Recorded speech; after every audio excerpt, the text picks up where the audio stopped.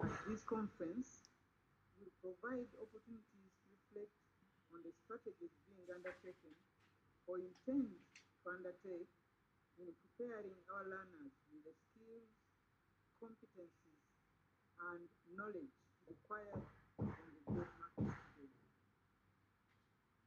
While we embrace AI, we are mindful of its possible negative impacts on the learners. We have also noted your repeated calls, Honourable Minister, to parents to safeguard them against such effects. The National Council for Higher Education, as the higher education regulator, guides compliance to a sustainable health academic environment through the optimal use of ICT resources, through promoting positive utilization of digital materials and discouraging negative use. At the Niche 20th anniversary celebration in August 2023, we were directed by you, Honourable Minister, to put in place guidelines to acceptable and responsible use of internet resources. I'm pleased to report that the guidelines were developed and approved by our council. They have since been disseminated to all higher education institutions. In addition, they have been availed online via the council's website. Permit me to take this opportunity to make mention of one other emerging issue: the need to align higher education curricula with the competence-based curricula being implemented at basic education levels. I'm pleased to report that National Council for Higher Education is in the process of developing guidelines for higher education institutions to follow staff while the Ministry of Education and their curricula. Staff very soon, Vice National Council for Higher Education, heads of professional bodies, participants, be engaged, ladies and gentlemen. On behalf of the National Council for Higher Education, as we start observing the Higher Education Week, I thank our keynote speakers, session chairpersons, paper presenters, and panel discussants for accepting to play those important roles. I would like to appreciate all the scholars who have taken time to prepare submissions for this conference. We are honored that you chose this conference as the platform to disseminate your valuable research outcomes. On behalf of the National Council for Higher Education, I would like to take this opportunity to thank, to appreciate the financial provision by government, without which National Council for Higher Education would not have been able to execute this mandate. Sincerely thank you, Honourable Minister, for the various forms of guidance and support you give us all the time.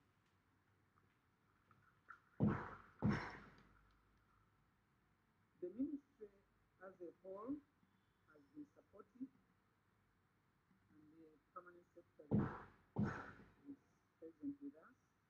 I would like to say on behalf of the council that we are very grateful for this support of the ministry. The Parliamentary Committee on Education and Sports person and some members of that committee are here. Would like them to receive on behalf of the committee our appreciation for the support that they render us, especially when we are trying to secure additional budgetary support.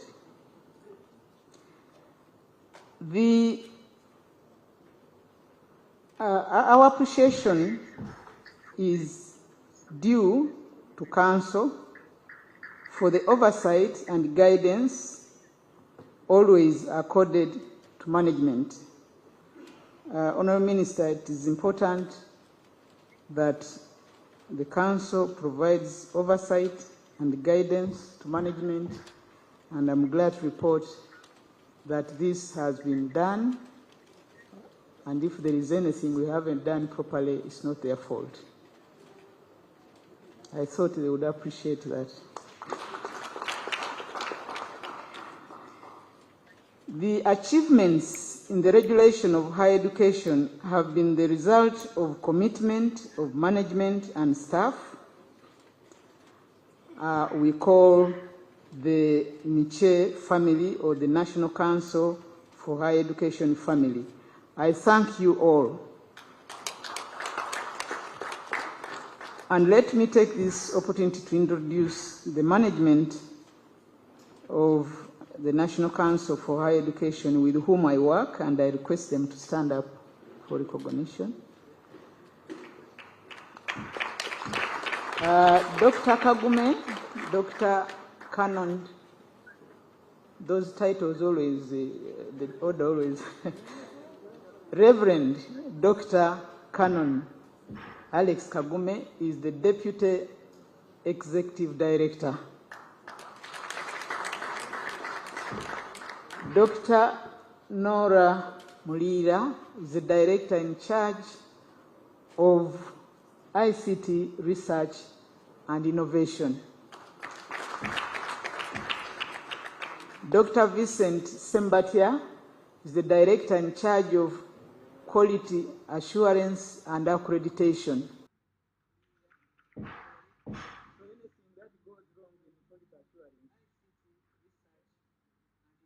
Not all of it, we are all collecting.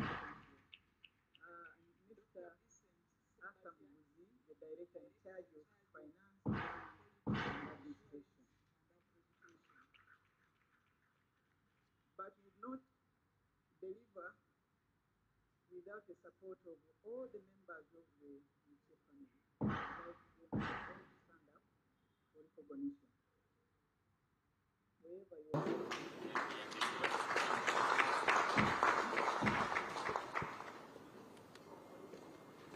Last but not least, I commend the organizing committee of this conference, led by the Director, Dr. Nora Mulira, for the hard work and dedication to the success of the conference. Dr. Mulira and team, please stand up for recognition. We appreciate you.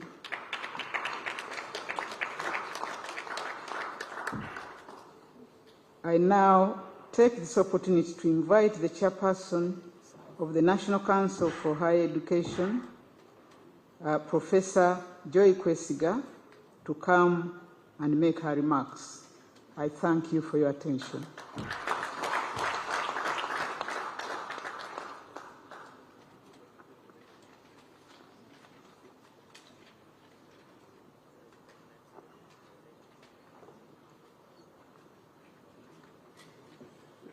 Thank you, Executive Director, Professor Mel Kwako.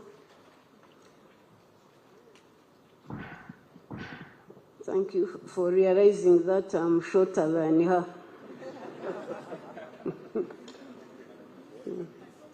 The First Lady and Minister of Education and Sports, the Chairperson and Honourable Members of Parliament, the Parliamentary Committee on Education and Sports,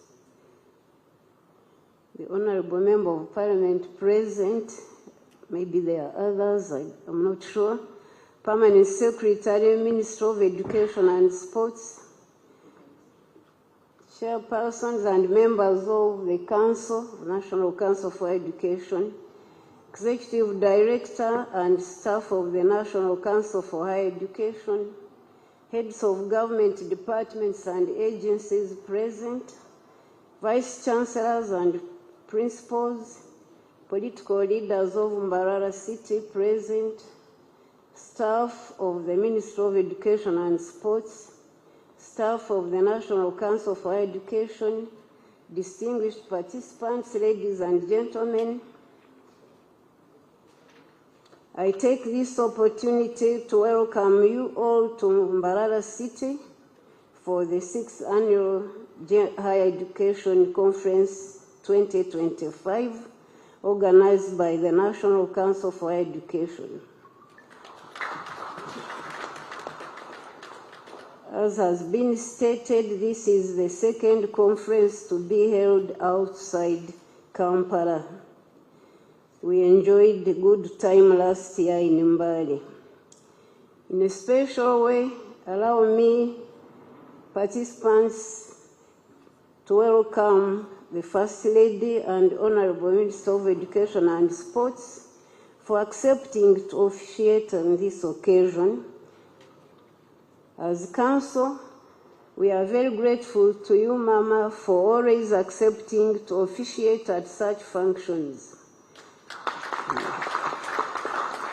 We recall with appreciation that even during the time of COVID-19 pandemic, you would attend online. We feel very greatly honored. Our chief guest, the Council, is established by the Universities and Other Tertiary Institutions Act, CAP 262, is under Section 4 mandated to, among other functions, to promote and develop the processing and dissemination of information on higher education for the benefit of the people. To achieve this, the Council annually organizes stakeholder engagements like this and exhibition where information is disseminated to the public. Every year, Council identifies a theme, as has been explained, from among the emerging issues in education to provide a framework for messaging throughout the Higher Education Week. After thorough research, the findings are disseminated to the public. I just want to emphasize the theme for this week: challenges, best practices and strategies of artificial intelligence, AI, integration in higher education in Uganda. My comments will be of emphasis on what the Executive Director has talked about AI, because it's an important and pertinent subject. So some comments make innovation across various sectors, leading to a better quality of life and solving complex problems. Discussion this morning and the keynote speaker as of now. Sector AI is becoming inevitable in the training of. There is urgent need for institutions of higher learning to integrate it in their training. This is because the education field is poised to become a lot more competitive, and those that will not deploy AI to improve their innovations will be at a disadvantage. National Council is therefore encouraging institutions to embrace AI. I'm also aware that the Uganda Vice Chancellor's Forum has initiated discussions about how best to embrace AI. However, several challenges continue to pose a threat to institutions, and I'll just highlight a few as a matter of emphasis. Of immediate concern from the perspective of higher education is the fact that students have already embraced AI tools that can enable them generate research proposals and research in a very short time, generate essays, solve mathematical problems, and answer questions. There was a demonstration recently that I watched which showed that a student can actually produce a PhD thesis within 1 day and submit. So you can see the danger that is posed.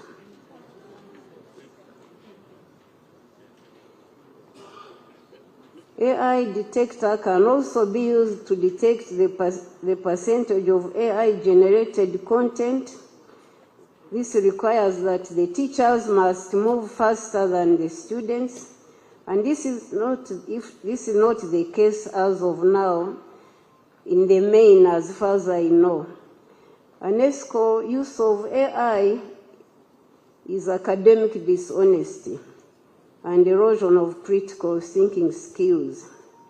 Over-reliance on AI may lead to reduced problem-solving and analytical skills depending on how it is utilized. There is a risk of misinformation because AI-generated content may include errors or biased information. Plagiarism is likely to go undetected, and there is therefore the difficulty of differentiating between genuine students' effort and AI output, which undermines quality of education. It also means that it is imperative to check this trend, otherwise our students will actually not learn. Number 2, under AI, I would like to emphasize that at national level, we don't have guidelines and policies developed as of now how we can ethically integrate AI in our training.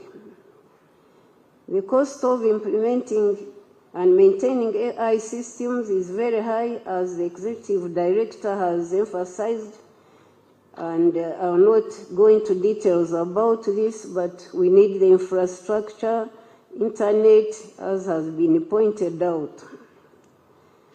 There is also the challenge of skills gap, especially the shortage of AI-skilled educators and IT professionals with the necessary skills in higher education.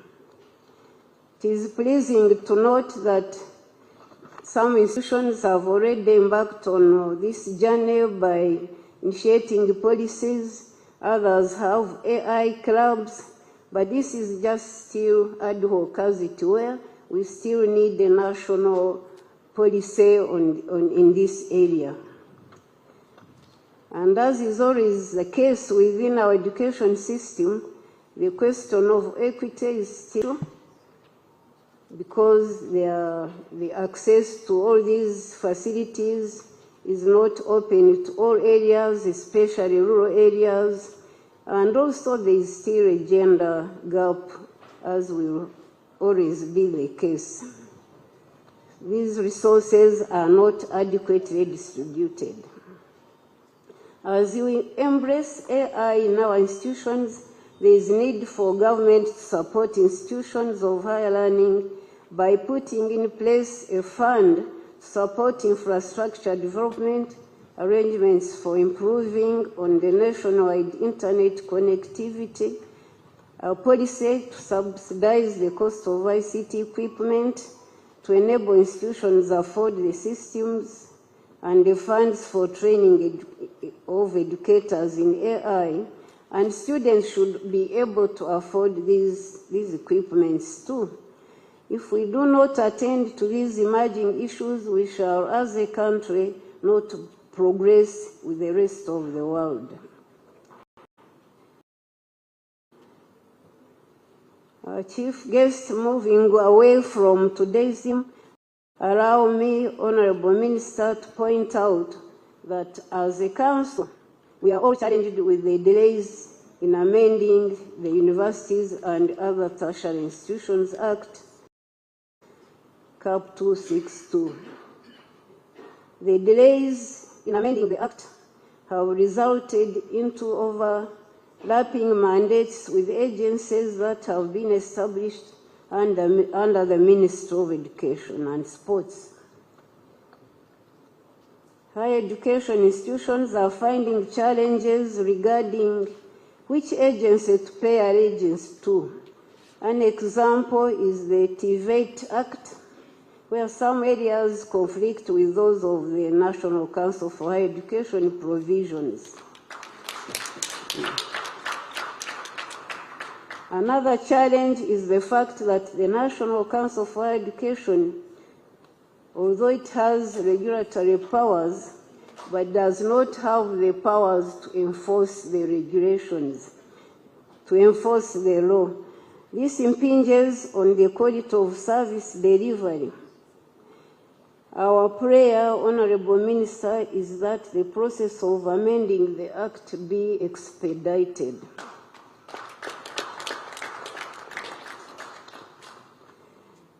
Last but not least, let me take this opportunity to express my deepest appreciation through you to His Excellency the President for putting trust in me by appointing me chairperson of the National Council for Higher Education. In the same vein, I thank you for your support and guidance, not only in the work of this council, but also in respect of my other public duties. I thank the leadership of the Ministry of Education, Ministers of State, Permanent Secretaries, and other leadership of the Ministry, and I pledge to do my best to meet your expectations. I'd like to take this opportunity again, Mama, to thank you for the condolence message and support that you and Muzei sent to me when I lost my husband last week, March. I was gratified by colleagues at the National Council for Higher Education, the Council, and the Vice Chancellor's Forum for putting confidence in me. I equally cherish the support I'm getting from the National Council for Education Secretariat under the leadership of Professor Mero Kwakor. Thank you for helping me to start off my work. Let me end by introducing the members of the council out here. If you could stand up, please.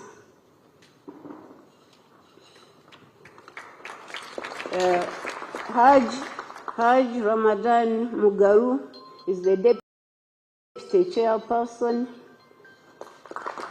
and he represents the Muslim Supreme Council community.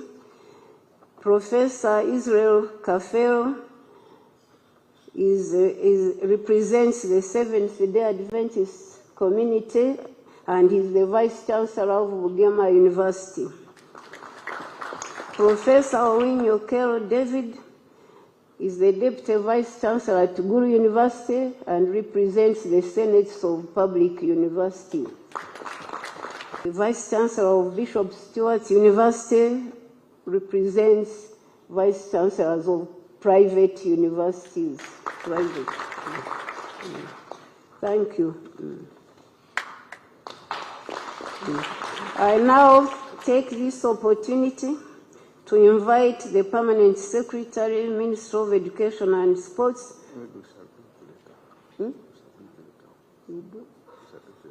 Okay. Thank you. That role has been removed from me. Thank you very much.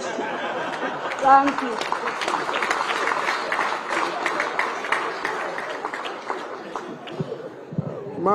Mama, the bit of being a master of ceremony, you can even remove. Before you arrived, we did discussion, and we know your passion about artificial intelligence and the challenges our young people are facing. And the organizers of this conference thought that in very few minutes, we wrap up for you, so that you become a fully member who attended the conference from the beginning. Even some members came late. That means you'll be even much better than them. Can I invite Dr. Nora Mbarara, who is the Director of Research at the National Council, to do the wrap-up? And Dr. Nora, once you finish the wrap-up, you'll take the honor to introduce. Mama, we had two keynote speakers. One was international, based in India, and one, I would not call him local, but he's based in Uganda. Dr. Nora.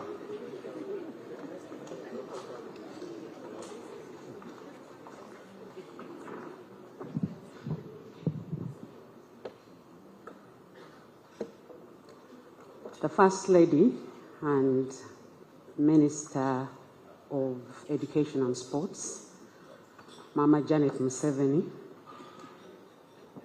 I've been given this task, honorable task, to do a recap of our proceedings from this morning.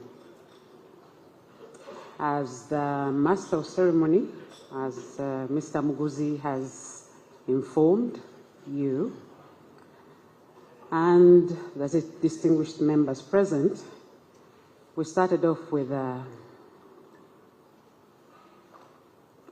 keynote speech, but that was preceded by a curtain raiser by our own Director of Quality Assurance, Dr. Vincent Sembatia. So I'll briefly take you through the recap from those sessions and the unfinished panel discussion, which is also very important for you to appraise yourself of what has been going on. The theme of the conference has been stated as the challenges, best practices, and strategies for artificial intelligence integration in higher education in Uganda. And we've had presentations from Professor Azra Nassem, on the artificial intelligence in higher education policies, regulations, and adoption strategies for sustainable transformation in higher education. We also had the one for AI integration and adoption, that is in higher education by Dr. Sembatia. We've had a panel of experts, 5 of them, in varying fields, to give their insights on our policies and regulation framework for AI to be adopted in higher education. And these are coming from UCC as our national telecom regulator, who also is in charge of the National AI Task Force. We had 2 eminent professors, Professor Mugisha and Professor Muganga. We also have the data expert amongst us, who's Mr. Julius Torach, as well as, those are 5. And I mentioned Mr. Bamwesije from UCC, representing the UCC Executive Director. So these insights were varied, but very important to help us on this journey of integrating AI in higher education. So in a nutshell, this is the key issues that emerged from the presentations. That is AI in higher education. What is it about? It is necessary and for us as higher education practitioners to have a common identity, a common definition, of AI, to understand it from that as we move forward before we can plan and integrate it. We are looking at, in simple terms, a simulation of machines to think, in quotes, like humans. But it is the human that guides those machines through machine learning. And therefore, we need the skills to be able to develop our algorithms that work within these machines to help us navigate and utilize AI. So in higher education, it's about that definition was given. We're also told that this is not new, but it has become, it has picked up steam in recent years because of the diversity of society ills or solutions that it can provide. It has been with us since the 1950s. It is revolutionizing higher education globally, and Professor Nazim had many examples to give of that. There are many key benefits for higher education that included the creation of content, tracking learner engagement, the assessment, automated assessment that reduced the workload of teachers, among other things. Improved accessibility, such as students with disabilities, so that we are in tandem, we are in line with that inclusivity adage that tells higher education and all sectors that no one should be left behind. Data analysis, reading articles in using ChatGPT, and utilizing generally generative AI for many other functions within especially research. But we also have administration and the automation of some processes that goes beyond our current IMIS and those of other institutions. The challenges were identified as the digital divide, the inadequate capacity for educators and teachers in higher education institutions to use AI, hence needing the necessary skills and mindset to be able to utilize AI when their students have already gone before them. Inadequate policies and guidelines on the use of AI, especially around data and data security. And most institutions are in the process of developing policies on AI.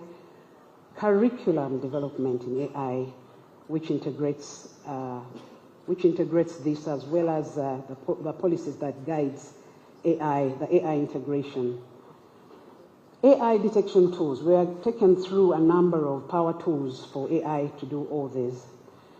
Now, the existing frameworks, which have also been discussed by our panelists, including the European Union, EU AI Act of 2024, Kenya National AI Strategy 2025-2030, National Guidelines on AI in Education in Tanzania, Aga Khan University AI Guidelines. All these will will guide the higher education sector, subsector, as we benchmark for what is the best practice we can adopt to integrate AI.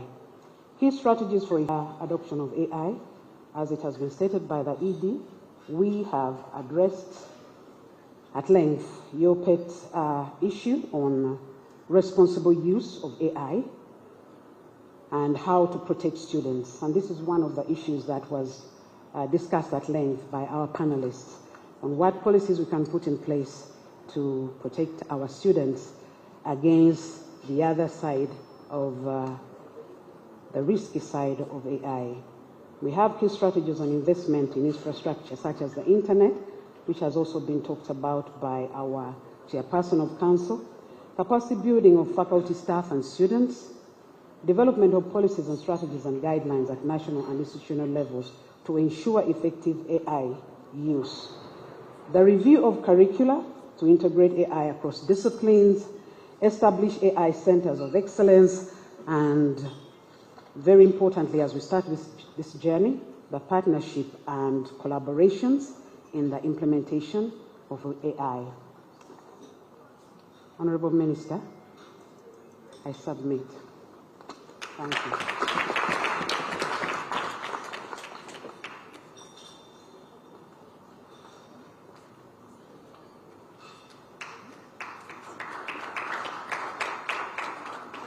Dr. Nora, this perhaps shows that you're supposed to invite a keynote speaker. You have another role to play. You didn't follow instructions.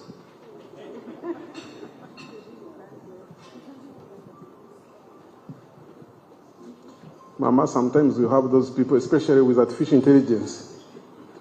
They can forget, but we shall use ChatGPT. You are supposed to introduce a keynote speaker and invite him so that Mama can listen.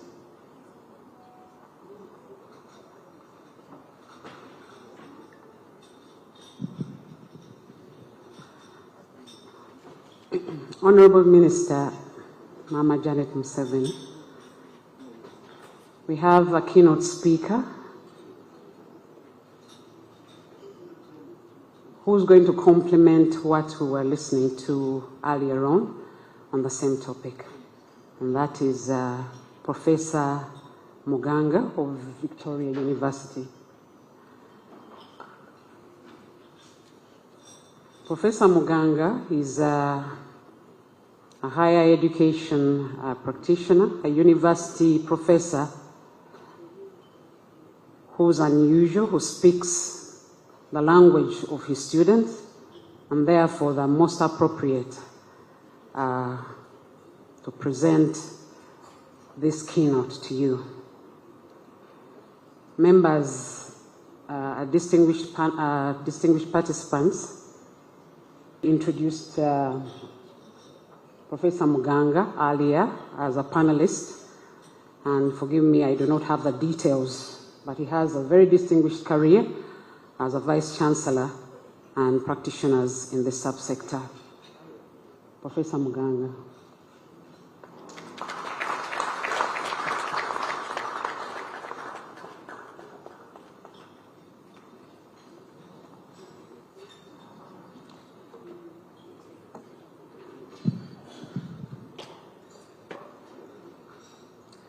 Chief guest and the First Lady of this kind of education, it's good to have you in this important cause. The chairperson of the Education Parliamentary Commission, Minister of Education, person of Parliament present. And I pray that they are around because we need them here today. The EXO for higher education, Okakwal.